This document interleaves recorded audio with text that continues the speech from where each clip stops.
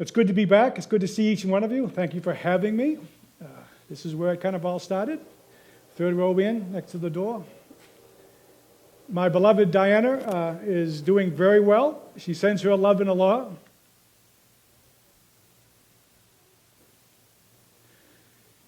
She sends me along to bring that to each of you. Before we get into the 3 R's,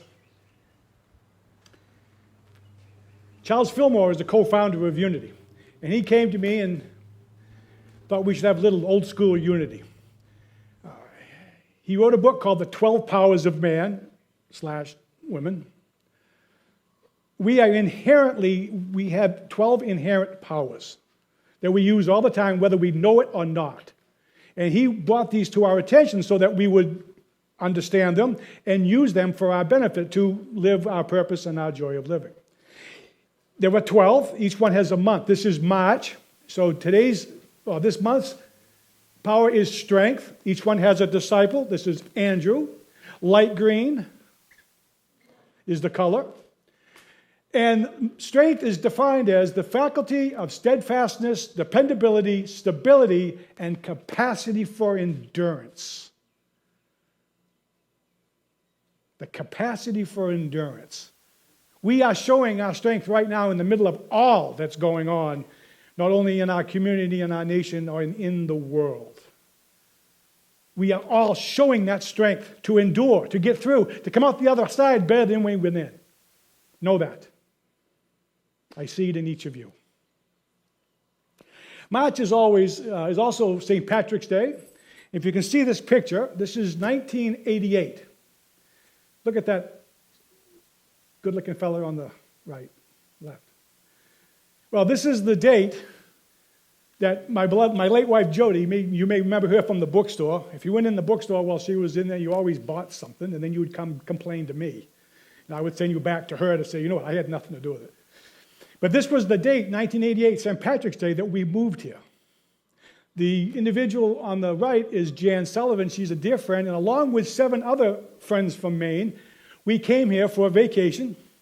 We spent a week here, then went to Maui for a week, came back to the airport, and Jan and the rest of the folks went back to Maine, and me and Jody looked at each other and said, now what? We had planned to stay. We knew that we could get work. We just didn't know how it was going to unfold. It was either going to be a really good 6-month vacation or turn into 34 years. And what's significant about this is that it's the exact same time that I had spent in my home state of Maine. I was in Maine for 34 years, and on Thursday I will be in Hawaii for 34 years. Apparently I'm supposed to stay. Apparently. And as I said in the prayer, I am getting out of the way. So that's a milestone. Thank you. And before we get into the 3 R's, I'd like to have a little backstory. As you know, in the beginning there was nothing. Absolutely nothing. Dark. Nothing. Nothingness. Less than nothingness. And then God said, let there be light, and what was there? Shazam! There was light. And then over a period of time, God created everything, and and here we are. Pretty cool. And in Genesis, it says, God spoke, let us make human beings in our image, make them reflecting our nature. He created them godlike. He created them male and female. And this is from the Message. I like the Message because it kind of speaks in contemporary language. However, I went back and I did a little research and I looked at this passage from many other translations, and it's the same. And what I find very interesting is the word our. Our image. Not my image, our image. And that leads me to believe that diversity was supposed to be. We're not supposed to be the exact same. We are supposed to be diverse. And then we are created in our nature. Again, our nature. Godlike. We're here to be godlike. Our nature is godlike. It is what we are being expressed by who we are. Now, I call this sameness and commonality. Our sameness is our divine nature or our spirit nature, the what of us. And our commonality is our humanity, the very unique and diverse way that we are expressing our divine nature. Right? We're all different, yet we're exactly the same. And it goes back to that saying, our likeness, our nature. It's supposed to be this way.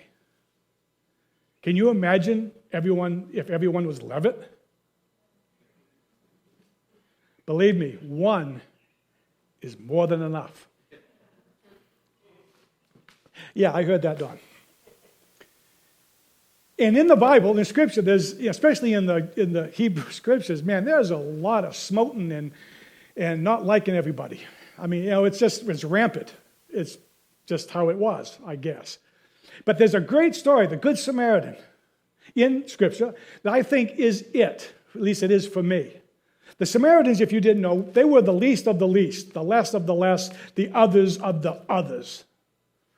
And the story goes, there was an individual who was hurt, beaten up by robbers, clothes were taken, all of his possessions were taken, he was left for dead, or to die. And many people walked by. Many people of his tribe walked by, did not help. A Samaritan shows up. Again, the last of the last, the least of the least, the bottom of the bucket. And sees this man and goes against everything that was supposed to be and does what was right. Not only does he stop and see the fella, he gives him his cloak. Then he takes him to an inn. Tells the innkeeper, take care of this fella. Here's the money you'll need. He has to go away. He goes, does his business, and then he comes back to the inn to make sure that the guy was all right. Wow. Sounds like the golden rule, yeah? Do unto others as we would like them to do unto us. This is extraordinary. This is the teaching I think we need now. And I gave a talk a while back, and I featured the golden word of all major religions. And you know what? They're all the same. Worded different, but they're saying the exact same thing. So nobody's immune from this. This is for all of us. And then, dun, dun, dun, dun. Outstanding. What happened? Many people call this the fall. What we did as humans is we took our human will, and put that out front. We separated ourselves from our God-like nature. And then we saw people that didn't look like us or didn't believe in what we believed in, and we thought of them different. And yet, what are we? We're the same. Expressing that sameness in unique and different ways. We were conditioned. Sometimes good intentionally, sometimes not so good intentionally, to separate ourselves from our God-like nature, from spirit, from God, whomever or whatever you call the higher power. I happen to call that beloved. We separated ourselves. And then, when life was crummy, guess what we did? We blamed you. It's your fault. No, life happens through me. It doesn't happen to me. Because when we were born, when we showed up, we knew we were the one. We knew it. It is the foundation of our understanding, and it still is, and yet we step away from it. Because it's easier to point a finger at somebody else when maybe I haven't fulfilled what I'm here to do. And the worst case of this, at least for me, I'll speak for myself, although I love speaking for everybody. Okay then. Is we do it to ourselves. When we came again, we knew we were the one, and then we make up a story about ourselves because we're influenced by everybody, family, teachers, coaches, you name it, society, where we are influenced and we buy into what is not true about us. We forget we're the one, and we create a story about ourselves that is not who we are. And it's usually based upon not enough. I'm not tall enough, I'm not smart enough, I don't have enough of this, I don't have enough of that. And that is not true. We have more than enough. Each one of us is here to do what is ours to do, to become who we've come here to be, to realize we're the one. And that realization does not fade or go away. It's time to step into it. It's time to step into it. However that is for you. One of the tools that I have used to clear up the myths that I have made about myself is the quantum living practice. You've heard of that here. It is integrated in this church community. It is transformational. It has changed my life in ways that I cannot even begin to express. I invite you to take the next class whenever that is offered. It's extraordinary. It will change your life. And what it did for me was it realized that not only was I thought I was not enough, it boiled down to that I felt I was not important. And then I projected that not importance to all of you and everybody else. If I was not important, guess what? You guys aren't either. And I even named him. He was a little boy left out. Because I was the big kid. I was the fat kid of the neighborhood. I didn't know I was different. I had no idea that I was different. Yet I was not invited to things and left out of things. I was bullied as a kid. And I did not know why. Because I didn't see any difference other than the fact that I was half again, sometimes twice as big as everybody else. And that's okay, because it got me to here. So I invite you, when the quantum living practice comes, to check it out. It will change your life. The 3 R's. Some of you know exactly what this means. Some of you might not. Some of you might know now as I have articulated English in a way that is probably foreign to some of you, unless you're from New England. As a matter of fact, unless you're from Maine, I speak what I lovingly call the Down East dialect. Yeah, the folks in Massachusetts, they're all Maine wannabes. Everybody's a Maine wannabe, I'm just saying. But the 3 R's, this is how we say ah. So what you drive is a car, C-A-H, car. I'm not going to hold that against you. We love our Massachusetts cousins. We just wish they'd all stay home. Oh, well, New York's okay. The Giants. I love the Giants. I love the Giants. Now, the 3 R's are realize, reconcile, and release known and unknown biases. This is during this time recently, I have become, this is my work, is to realize, release, reconcile, then release known and unknown biases. Because I want to be free. I want to go back to knowing that I'm the one. I cannot be the one if I am holding anything against myself or anybody else. If I have a bias, I cannot be the one.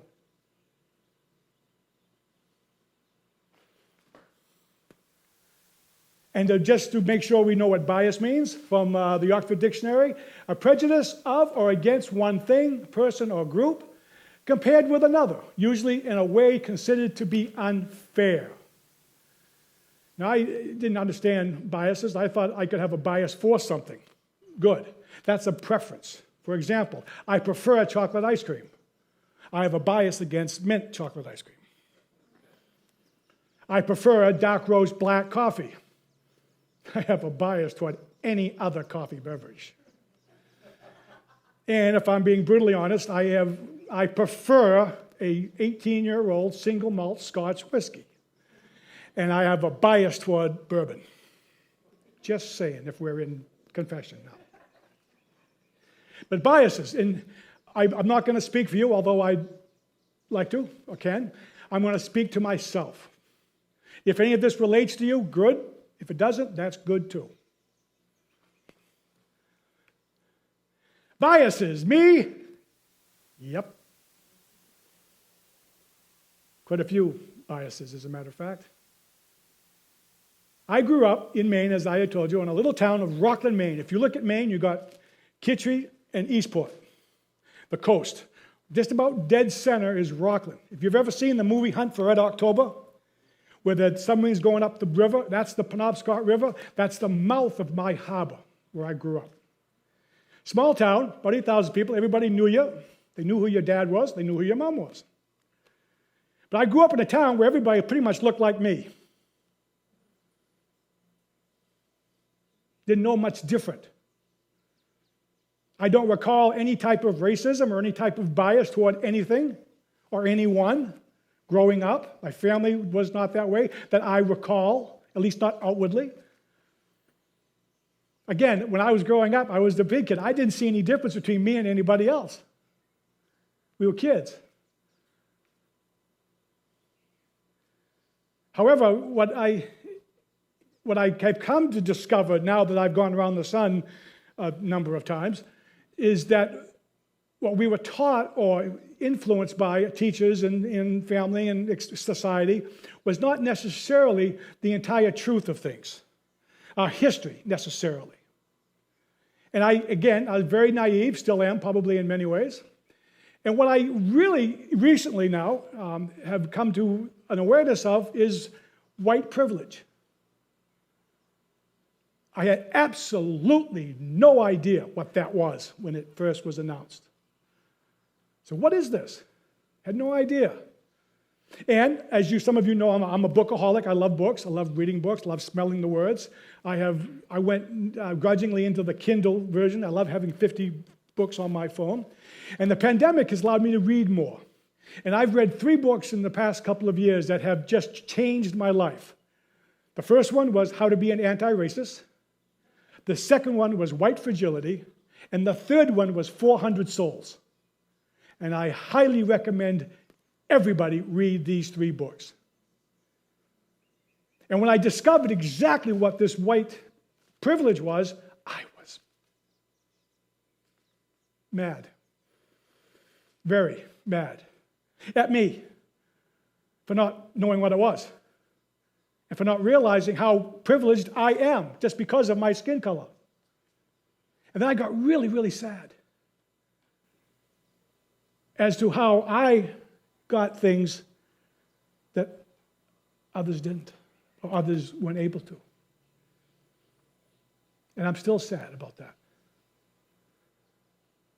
So I've realized it. My reconciliation is to educate myself. To educate myself on things how things happened. And it's okay. It's okay. We need to learn our history so, folks, we won't do it again.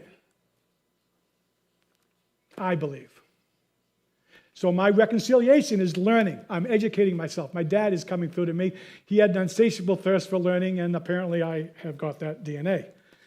Although I would have enjoyed his 6'4" and his full head of hair. Maybe. Blue eyes and a double chin. Thanks, Dad. And his insatiable thirst for learning, which I am very grateful for now. I wasn't years ago, but I am now. So I'm learning. I'm educating myself.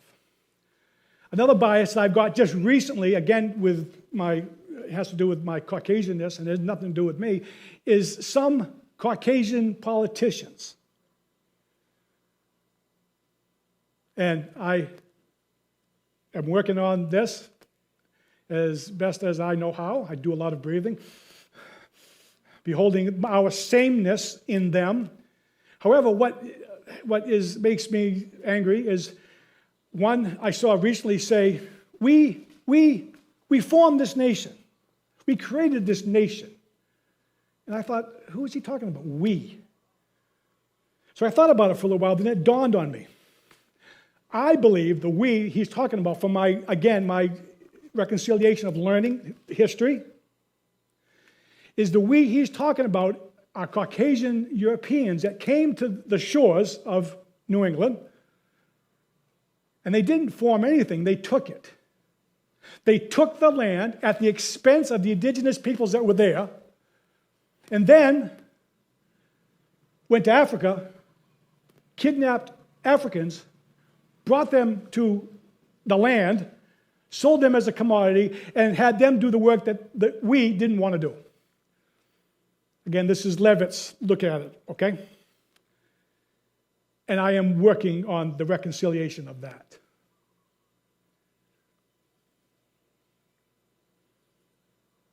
Another bias that I have, I won't go through all of them, is in the area of behavioral health. Behavioral health has a huge stigma. And yet we use language that I think adds to the stigma of the behavioral health issue. And it has just exploded. I even think that quite possibly the behavioral health issues will be the next pandemic. That's another talk. May we bless everybody that has an issue and may they get help.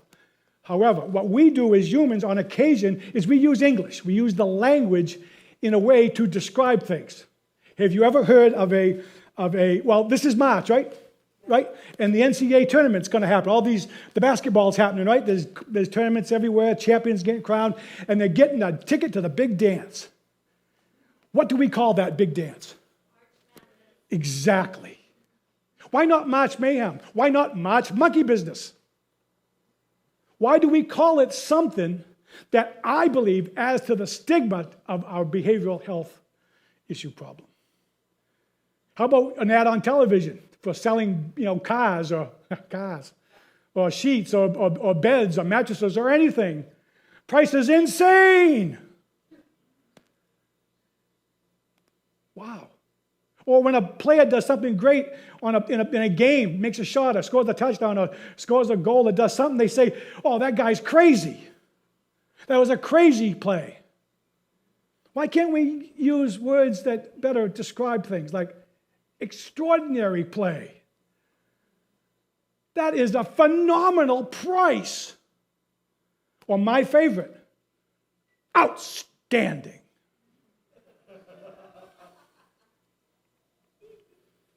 I am using different words. And because I can relate to the behavioral health issues. I have one. 17 years ago, I was diagnosed with social anxiety disorder. Kind of hard to believe. Apparently, I'm managing it reasonably well. I was painfully shy as a young man. And my anxiety did not necessarily being shyness was part of it. But what I would do is I wouldn't handle things. I'd put things away. Put them down, put them back in the box, put them in the box, put them in the box. Well, you know what? Everything I put in the box got friends. Heck, if everything I put in the box made interest and was my 401, hoorah. Another good word to use, by the way. But one day, all of those things I put down returned. And instead of them being one by one little waves on my feet, it was a 100-foot tsunami. And that tsunami took me into the hospital. I spent 18 hours in an emergency room doing all kinds of tests to figure out, nobody could figure out what happened. I couldn't feel my left side. I felt like I was getting stabbed. I felt like I was getting crushed. And the EMTs found me unconscious in a toilet stall. Got me on an ambulance, took me to the hospital. I spent 18 hours in the hospital, did all kinds of tests, like I said. They gave me some mind-numbing medication and a pamphlet for anger management. Nobody told me what had happened. It was almost like nothing did. I'm sorry, I was unconscious. And what saved my life was I was working for Hawaiian Electric at the time, and they had something called EAP, which is the Employee Benefit Program. I read about it. I made an appointment. And within a minute of meeting with my psychologist, in that first moment, she moved back in her chair and got tears in her eyes. She says, I can relate, had the same thing. You had a panic attack. And she explained it to me. And I was like, wow. Wow. I'm now the poster boy for EAP, by the way. If you have one in where you work or you can get to one and you need help, go for it. Please, please. It saved my life. And she also knew that I needed more help than what she could give me. She had a roommate who became a psychiatrist. And if you know anything about psychiatrists in Hawaii, it's virtually impossible to get an appointment. She got me in, and I met with this individual for a year and a half. And by the way, do you know how you know you're getting better within your therapy? It's very simple how I knew I was getting better in my therapy was my therapist needed therapy. It was extraordinary, but I got the help. The most difficult thing we do as humans is ask for help. Folks, I implore you, if you need help with a behavioral issue, get the help. And I'm working on that bias as well. I'm changing my words. Changing my words. Sometimes we don't see the forest because of the trees, but folks, it's the forest because of the trees. There would be no forest if there were no trees. And if you've ever seen the foliage in New England, you know what I'm talking about. They're different. Look around, we're different. This community is the community because of us. Our nation is a nation because of us. The world is a world because of us. In all our vibrant, unique authenticity. Many years ago here at Unity, we had having a concussion moment. We had a workshop on vision and mission statements. And I've had one ever since. And it evolves, it changes. My new one my vision is one world, bias-free, in love's embrace. And my mission, with compassion, to realize, reconcile, and release known and unknown biases through the authentic expression of my divine essence. I also have a motto, Semper Authenticus. I love Latin. Always authentic. One of my heroes is the Reverend Dr. Martin Luther King, and he said, it's always the right time to do what's right. It's always the right time to do what's right. And for me, what's right is to release, reconcile, and release known and unknown biases. That's what's right for me. This is the Lenten season, a time to realize, reconcile, and release. And I say, it is time to be bias-free. Will you speak this with me with enthusiasm? Together. It is time to be bias-free. And with that, let us settle in for meditation. I invite you to get comfortable in your seat. If you so desire, close your outer eyes or lower your gaze. Let your body relax and breathe. For it is the breath that takes us home. Home to where we, God and love are one.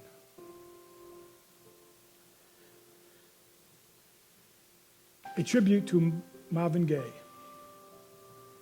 Are we blind or do we not want to see what's going on? Systemic racism, oppression of minorities, voter restrictions. Are we blind or do we not want to see what's going on? Injustice, police brutality, gun violence. Are we blind or do we not want to see what's going on? Drugs, human trafficking, hate crimes. Are we blind or do we not want to see what's going on?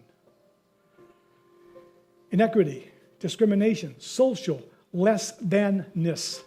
Are we blind or do we not want to see what's going on?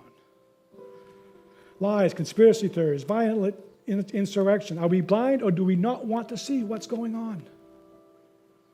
Sadness, depression, the stigma of behavioral health issues. Are we blind or do we not want to see what's going on? It is still the same after decades have come and gone. It is time to see what's going on. Let's rest and reflect.